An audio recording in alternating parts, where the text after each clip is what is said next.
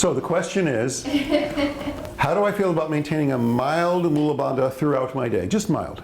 Yeah, not the type that you would use to maintain yourself in a hand. But just a little bit of... The reason I ask is because at a conference in Mysore, it's spoke about that, a little bit of Mula. A little bit of Mula Bandha is very good. Yes.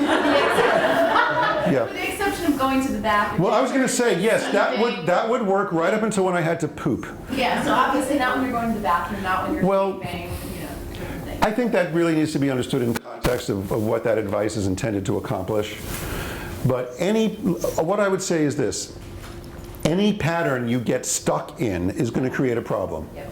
It's going to create a problem. Doesn't matter how useful or functional that pattern is in certain contexts for certain purposes. If you get stuck in it, whether it's Mula Bandha or Ujjayi or belly breathing or anything else, it's going to make your system less adaptable and you're going to have a problem with it. That said, I will say that there are many cases I'm becoming aware of, and the more I speak about this in rooms full of people who practice yoga, the more I hear people raise their hand and say, yeah, that was me, okay? About the female Ashtanga practitioners who assume that their advanced breath practice and bandhas and all that is going to set them in good stead for giving birth, when in fact they discover at exactly the wrong moment, meaning when their baby is trying to crown, that they are unable to release their Mula Bandha. Yeah. And that creates an actual, real problem. I spoke to one woman recently in a workshop who said, yeah, that was me, 60 hours of labor.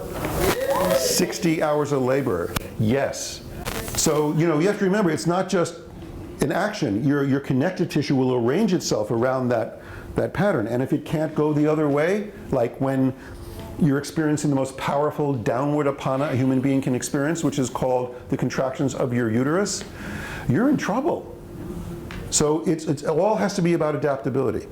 So any instruction that is intended to give the idea to somebody that they should be doing something sort of all the time, I question the usefulness of that, because it tends to make the system less adaptive. You look stunned. What? You just said something that blew my mind. You said it's not just an action, but it's something that your connective tissue will Eventually accommodate.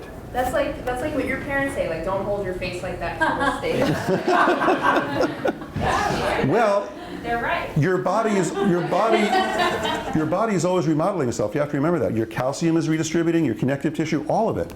So we have to take that into account. If you're doing Mula Bandha solid for 10 years, okay, and you're following that advice, and you go to give birth, and you haven't done any perineal massage or downward apana or belly breathing, you're in trouble. You're stuck.